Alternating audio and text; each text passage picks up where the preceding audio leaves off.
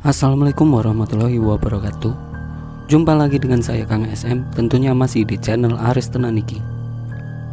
Di video kali ini saya akan membawakan sebuah cerita pendakian di Gunung Marapi dengan judul Tersesat 7 Hari di Gunung Marapi, Sumatera. Kisah tentang dua pemuda yang tersesat selama 7 hari di Gunung Marapi, Sumatera Barat. Saat itu Andre yang sedang emosi memutuskan untuk pergi ke puncak sendirian meninggalkan teman-temannya di batas vegetasi.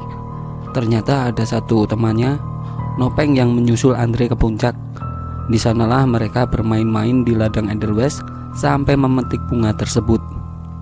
Tidak lama kemudian tiba-tiba saja kabut turun dengan sangat cepat dan tebal yang akhirnya membuat mereka tersesat. Dan di cerita kali ini adalah versinya Nopeng. Baiklah, tak usah lama-lama lagi, langsung saja kita ke ceritanya. Tiba-tiba burung tersebut terbang menuju arah yang aku tuju tadi. Kemudian beberapa detik kemudian burung itu kembali dan mandi seperti tadi. Andre yang terpelongo mengulang lagi kalimatnya. "Hai burung, tolong tunjukkan kami jalan untuk pulang ke rumah." Dan akhirnya burung tersebut terbang tinggi ke arah tadi dan tak kembali. Sambil bercanda, aku mengajak Andre pergi ke arah yang dituju burung tersebut. "Nah, Dre, benar kan arah di sini?" "Haha, sama persis dengan arah burung yang kau ajak bicara tadi." Andre masih terdiam, melamun. Sepertinya ia benar-benar sudah frustasi. "Ayolah Andre, kita jalan. Aku yakin sudah mau dekat, Andre." "Peng, pergilah dulu, Peng. Aku di sini saja. Nanti jika kau selamat, tolong sampaikan permohonan maafku ke orang tuaku dan juga teman-temanku." Mendengar Andre berbicara seperti itu, aku dibuat emosi melihat tingkahnya. "Oh, jadi gini ya anak alam. Gak ada perjuangan. Kalau kau mati di sini, Dre, kau berarti terlihat gak berjuang. Tim SAR mudah banget ambil mayatmu. Ayolah, Dre. Kalaupun kita mati, jangan di sini.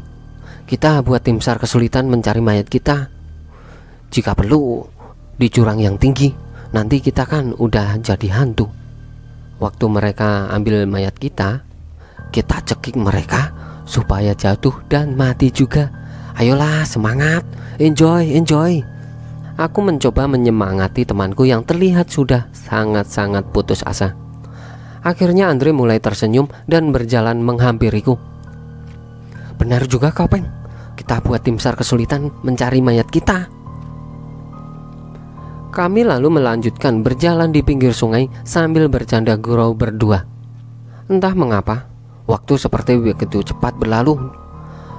Tadi terlihat baru saja datang pagi, tapi tak terasa sudah terlihat seperti sore hari lagi. Aku lebih dulu jalan di depan Andre agar bisa melihat kondisi jalan yang hendak kami lalui, serta memastikan tak ada jalan yang buntu dan terjal. Aku selalu mengikut Andre jika berbicara yang aneh-aneh. Ada-ada saja yang terlihat olehnya. Berjalan sedikit, "Peng, itu apa, Peng?" Melihat yang ini dan itu selalu bertanya padaku. "Dre, jalan aja lah, Dre. Jangan lihat yang aneh-aneh." Peng, ada puisi, Peng. Ada orang yang menulis puisi." Aku pun berbalik arah. Ternyata memang benar, ada sebuah puisi yang ditulis di batu besar dekat sungai. Cukup panjang puisi tersebut. Kami berdua sempat membacanya. Dan yang ku ingat, akhir puisi itu seperti ini. "Akhirnya hidupku berakhir sampai di sini." Membaca puisi tersebut sempat menghancurkan hatiku. Aku sendiri sempat patah, hilang semangat, tapi tiba-tiba aku sadar dan kembali pada tujuan awalku. Aku harus menemukan jalan keluar. Sambil berjalan kami menaiki punggungan bukit, namun kami tetap berpedoman dengan aliran sungai. Namun punggungan itu justru membuat kami menjauh dari sungai tersebut. hingga aku tak sadar sebuah kayu menusuk kakiku. Peng, kakimu tertusuk kayu, Peng? Tak apa, Andre. Aku memastikan bahwa kakiku tak terluka parah dan mencabutnya cepat. Cerakap. Ayo, jalan lagi, Andre. Hari sudah mulai gelap. Malam keempat.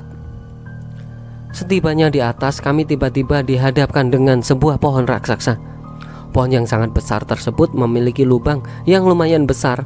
Ketika masuk ke dalamnya, astaga, luar biasa, sangat nyaman, dan tak disangka rongganya begitu besar. Aku pun langsung mulai ambil posisi untuk tidur. Peng, luka di kepalamu dikerumuni lalat hijau, Peng. Udahlah, Andre, aku capek, mau tidur dulu, Andre. Aku lalu mencoba untuk tidur, namun tak bisa karena aku mendengar suara Andre yang sedang menangis terisak-isak. Aku pura-pura tidur agar tidak merusak momen yang dilakukannya. Setelah Andre melampiaskan kesedihannya, dia berkata padaku, Peng, kita agak salah tempat tidur ikan, Peng. Mendengar Andre berbicara seperti itu, aku pun menjawab, udahlah, Andre, apalagi, Andre, tidurlah, aku sangat-sangat capek, Andre. Lihat ini, Peng, ada bulu, Peng. Ternyata Andre menemukan beberapa helai rontokan bulu belang-belang di sebelah kiri ketika meletakkan tangan ke tanah. Setelah beberapa menit terdengar suara auman seperti suara seekor harimau. Sambil berbisik, Andre mengulang kalimatnya lagi. Peng, salah tempat kita, Peng. Ini rumahnya Nyia. Apa aku bilang tadi, Peng? Setelah terdengar bunyi auman, aku dengan santai dan pasrah berbicara sambil tertidur. Nyia, kami numpang tidur, Nyia. Jangan ganggu kami, Nyia. Kami numpang 1 malam saja, besok kami pulang. Setelah aku mengatakan itu, entah mengapa suara itu tak terdengar lagi. Dan kami sempat mendengar seperti seorang berputar dari pohon, lalu suara itu menjauh. Malam ini adalah malam yang istimewa, karena dari malam-malam lainnya, hanya malam ini aku merasa tidur yang begitu sangat-sangatlah nyenyak. Dalam masyarakat Minang, Inyia atau Nyia adalah sebutan untuk orang-orang tua terdahulu. Orang itu merupakan jelmaan harimau yang sangat besar. Dan biasanya, jika memang ada di antara orang yang tersesat, Inyia tersebut bersedia menunjukkan jalan pulang dengan mematahkan batang-batang dan ranting-ranting kecil. Dulu, ada sebuah kisah yang pernah ku dengar dari seorang lelaki yang hampir tua. Dulu ketika kecil, orang tua itu pernah diajak ke hutan oleh ayahnya ketika ia berumur 6 tahun. Ia digendong di atas pundak ayahnya. Dan berjarak 5 meter ada seekor harimau yang seolah berbicara menggunakan bahasa manusia dengan ayahnya. Karena ia tak begitu mengerti, dia tetap tenang di atas pundak ayahnya sambil memperhatikan Inyia itu berbicara dengan ayahnya. Ukurannya cukup besar. Dalam keadaan duduk tertidur saja harimau itu sejajar dengan tingginya yang saat itu digendong di pundak. Tersesat di hari yang kelima. Aku tersentak dan ternyata sudah pagi. Aku membangunkan Andre dan kami memulai perjalanan di hari yang kelima ini. Aku putus asa. Aku teringat ibuku. Aku rindu ibuku. Ibu, aku rindu, Bu. Hatiku sakit, kecewa karena sudah berhari-hari kami belum menemukan jalan pulang. Seperti di dalam labirin saja, tak ada pintu keluar. Aku berbicara pada Andre yang sibuk mencari buah-buah kecil. Aku rindu sama ibu, Andre. Kau rindu sama siapa, Andre? Dengan spontan Andre menjawab, aku kangen pacarku, Peng. Astaga, gila ya kau, Andre. Dengan kondisi gini pun kau tak rindu sama ibumu, Andre? Malah sama pacarmu, gila kau, Andre. Mendengar jawaban Andre, aku sempat tertawa kecil. Hatiku yang sempat pasrah tadi berubah menjadi semangat karena lelucon Andre. Pacarku lagi ngapain ya, Peng? Udah makan belum ya dia, Peng? Andre bertanya sambil mengumpulkan buah-buah kecil untuk coba dimakan. Sambil berlari-lari, aku berteriak, "Ibu, ibu, ibu tunjukkan jalan, Bu, ibu." Aku berlari sambil berlinang air mata, sementara Andre sibuk berjalan dan mengumpulkan makanannya. "Makanlah ini, Peng. Ini bisa dimakan, Peng." Andre memberikanku buah yang baru didapatkannya sambil menggosok-gosok buah tersebut ke kulit tangannya untuk memastikan tidak beracun. "Ayo, Peng, makanlah." Aku tak berani memakan buah itu. Bentuknya saja aneh, Andre. Sambil berjalan di rimbunan semak ilalang, akhirnya kami sampai di tepian sungai. Aku pun langsung turun setelah melewati batu-batu besar yang berada di tebing pinggiran sungai. Sebelum minum, aku merasa sangat sesak ingin pipis. Lalu kubuka celanaku dan mulai pipis di dekat aliran sungai. Hampir 2 menit, air kencingku tak habis-habis. Aduh, mengapa ini? Pikirku dalam hati. Atau mungkin karena aku hanya minum air tanpa makan. Sudahlah, yang penting akhirnya sudah usai. Setelah pipis, aku mengambil air dengan tanganku di dekat mata air dekat pancuran. Meminum air pertama, ketika aku telan tiba-tiba air itu keluar dari hidung. Astagfirullah. Lalu ku ambil air berikutnya, tetap saja keluar dari hidung. Astagfirullah, kenapa lagi? Air itu pun tak ada yang masuk ke perutku. Andre yang sibuk memakan buah dan mencuci muka tak tahu hal yang baru saja terjadi padaku.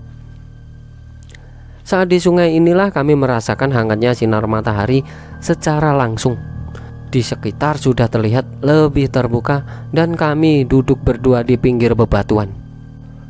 Itulah, Andre, kita sosokan anak alam. Sekarang dipermainkan oleh alam.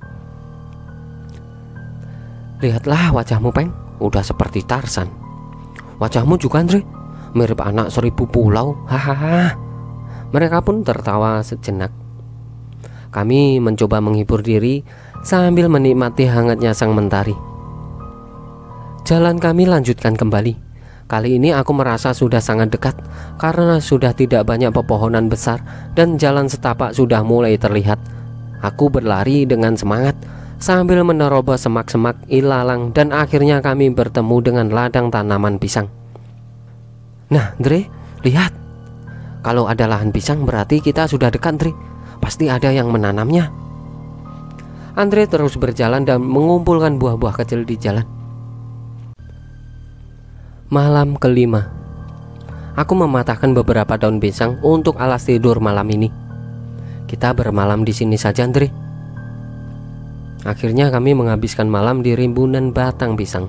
Sambil melamun, Andre berbicara padaku. "Peng, jantung pisang itu bisa dimakan loh, Peng." Gila kau, Andre. Itu pahit, Andre. Jangan aneh aja kau, Andre. Aku tak mau memakan yang aneh-aneh di hutan ini. Karena hingga saat ini dadaku masih teramat sangat-sangatlah sesak. Bahkan air pun sudah tak bisa masuk ke dalam kerongkonganku. Tersesat di hari yang ke-6. Ketika sebelum tidur aku sempat berhalusinasi. Aku seolah berada di rumah. Ada ibu, ayah, serta ada adik-adikku. Aku makan bersama mereka, menikmati masakan ibu. Aku rindu rumah. Sambil berlinang air mata, aku pun akhirnya tertidur pulas. Awalnya, sebelum tidur Andre tepat tidur di sebelahku. Dan ketika pagi, Andre menghilang. Ternyata Andre baru pindah posisi dekat dengan tepian jurang. "Andre, bangun, Andre." Andre kaget karena tersentak dan heran mengapa bisa pindah posisi. "Andre, ayo kita lanjut, Andre. Ini sudah mau dekat." "Peng, kau bohong ya?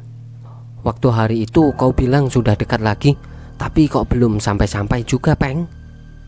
"Tenang, Dre. Dekat lagi kok. Tapi mungkin karena jalannya udah sedikit beda aja Andre. Aku mencoba menghibur Andre agar tak semakin putus asa. Sebenarnya aku sudah mulai pasrah karena tak juga menemukan jalan yang untuk kita pulang. Sambil berjalan, aku dan Andre akhirnya menaiki bukit yang dipenuhi akar dan batang pohon. Akar itu di sela-selanya terdapat aliran air. Dengan daun itu, kami pun menampung air dan meminumnya sedikit demi sedikit. Dadaku terasa sakit. Beberapa batang akar itu dipatahkan oleh Andre, dan anehnya sangat banyak mengeluarkan air. Kami pun meminum air tersebut, tapi sayang, aku tak bisa banyak meminum air itu karena tetap saja air itu keluar dari hidungku. Aku pun melanjutkan perjalanan sambil berlari agak cepat. Andre yang tertinggal di belakang masih saja mencari dan mengumpulkan buah-buah kecil.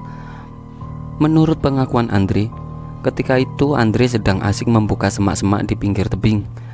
Dari balik semak Andre melihat ada beberapa kursi raja warna merah berlapis kuning. Kemudian Andre membuka semak di sebelahnya. Terlihat banyak arak-arakan orang seperti pesta pernikahan. Ketika Andre melihat mereka, orang tersebut melirik ke arah Andre. Dandanannya sungguh menor, menyeramkan, bedak tebal, gincu sampai keliling melewati bibir. Setiap lewat mereka melirik ke Andre. Tanpa rasa berdosa Andre pun bertanya, "Peng, tadi tuh kursi apa ya, Peng?" "Apa pula lagi yang kau lihat?" "Itu, Peng, mirip kursi raja, Peng. Terus di situ ada arak-arakan pengantin dengan dandanan menor, Peng."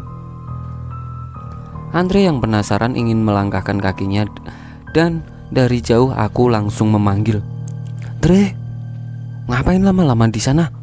Ayolah Andre, dari tadi aku menunggu di sini." Andre kaget dan langsung berlari secepat kilat ke arahku. "Peng, tadi kau gak lihat kursi di sana?" "Aduh Andre, gimana aku mau lihat? Dari tadi aku nunggu di sini." "Loh, jadi yang ngomong tadi siapa ya, Peng?" "Mana aku tahu Andre, makanya jangan aneh-aneh aja kerjaanmu Andre. Ayolah kita jalan." Malam ke-6. Sebelum tidur aku sudah merasakan banyak yang aneh dari diriku. Air yang tidak bisa aku minum, dada yang terasa sesak, rasa putus asa sudah sering muncul. Padahal awalnya aku yang lebih semangat dibanding Andre. "Peng, malam ini baru terlihat bintang, Peng. Cerah banget." "Iya Andre, aku pengen pulang Andre." Aku pun bercerita-cerita dengan Andre agar aku dan dia tidak begitu frustasi. "Peng, dulu ada di Jawa Barat, Peng, 2 orang yang tersesat. Karena sudah kelaparan, mereka membuat undian. Siapa yang kalah harus bersedia memotong jarinya untuk dimakan bersama." Andre bercerita seperti itu sambil menatapku. Gak heran kalau aku menjadi paranoid mendengar ceritanya. Gila kau Andre, pergi sana, jangan dekat-dekat. Kau tidur di situ, aku di sini, jangan dekat-dekat pokoknya Andre. Dalam mimpi atau tidak, umpama berhalusinasi, aku seperti mendengar suara-suara yang memanggilku dari kejauhan. Tiba-tiba cahaya putih jatuh di hadapanku dan akhirnya hening. Tersesat di hari yang ke-7. Kami bangun pagi. Kami terus melanjutkan perjalanan hingga akhirnya kami menemukan sebuah sungai berikutnya. Sehingga langsung kami awali dengan mencuci muka dan minum. Lagi-lagi air yang kumasukkan dalam mulutku kembali keluar melalui hidung. Astagfirullah. Dengan kondisi fisik yang sudah hampir lemah, dadaku semakin pasrah. Dadaku sudah semakin parah. Aku berjalan sesekali memegang dadaku, memastikan tak akan terjadi apa-apa. Kami berjalan lagi dan menaiki beberapa punggungan lagi, semakin tinggi dan tinggi. Kemudian terlihat hamparan seolah jalan setapak untuk kita berjalan. Sambil berlari, melihat jalur itu, Sambil berlari melihat jalur itu, aku terus berlari sekuat tenaga. Setelah itu, aku begitu yakin bahwa jalan yang sudah semakin jauh tertinggal. Aku semakin yakin arah kami tak salah. Dan ketika berlari, tiba di ujung jalan, aku langsung terdiam. Pucat. Astagfirullah, untung saja. Ternyata jurang tinggi. Aku beralih ke kanan. Buntu. Kiri juga buntu. Akhirnya Andre, mati juga kita Andre. Kita sampai di sini aja Andre. Udah nggak ada lagi jalan yang dituju. Aku pun terduduk memegang erat akar kayu sambil pasrah. Tak mungkin kita selamat Andre. Kami pun terduduk tak bertenaga. Melihat dan mendengar sudah pasti tak ada jalan keluar. Entah mengapa, beberapa jam setelah itu ada bunyi orang sedang memotong bambu. Kletak, kletuk, kletak. Dari kejauhan. Dre, panggil Dre. Pak. Yuhu. Tolong kami Pak. Siapa tuh? Kami Pak, yang hilang di Merapi dari hari Minggu kemarin Pak. Manusia bukan? Manusia Pak. Tolonglah kami Pak. Kami manusia Pak. Coba bakar sampah di sana. Angkat celana kalian atau azan. Korek gak ada Pak. Celana juga gak bakal terlihat. Akhirnya Andre pun mengumandangkan azan sampai selesai. Ketika Andre selesai azan, Pak, tolong Pak, tolong kami. Cobalah goyang-goyangkan pohon dekat posisi kalian. Srek, srek, srek. Woi, kalian naik ke atas sedikit, itu jurang. Sambil berkomunikasi dengan sang bapak selama 2 jam, barulah mereka tiba dan melihat kami berdua. Ketika baru melihat kami, bapak itu sempat mundur kaget. Rasa tak yakin, memegang kapak dan parang sambil komat kamit mengucap pelan, Astagfirullah, walhamdulillah, astagfirullah. Pak, kami manusia Pak, yang hilang beberapa hari di Merapi. Entah mengapa, setelah kami mendapat bantuan, badan yang sebelumnya kuat-kuat saja kini berubah layu selayu-layunya. Bapak itu pun memeluk kami dan membawa kami turun bersama beberapa orang teman yang dibawanya. Sampai di bawah, kami langsung dilarikan ke rumah sakit dengan mobil pengangkut lobak milik warga. Sepanjang perjalanan, aku bertanya pada Andre, Andre, gimana perasaanmu sekarang? Luar biasa, Peng. Luar biasa. Tak bisa diungkapkan dengan kata-kata. Kalau disuruh ngulang, aku tak mau pergi, Peng. Cukup sekali ini aja, Peng. Ngeri. Sesampainya di rumah sakit, tas yang berisi sebagian bunga Edelweiss dan tustel yang dipegang oleh Andre. Tapi entah mengapa tiba-tiba saja tas itu hilang. Padahal banyak dokumentasi di dalamnya, termasuk foto di ladang Edelweiss, di ranting pohon saat Andre bergelantungan dan lain sebagainya. Ada beberapa yang berasumsi diambil oleh makhluk gunung. Ada juga yang menduga melihat diambil makhluk tinggi besar. Namun menurut aku yang ambil manusia biasa, karena saat itu tustel sudah merupakan barang mewah. Saat itu saja harganya mencapai 3 jutaan. Tuhan tak akan menguji seseorang di luar batas kemampuan orang tersebut. Terima kasih sudah mengikuti cerita dari versi Nopeng. 16 September 2016.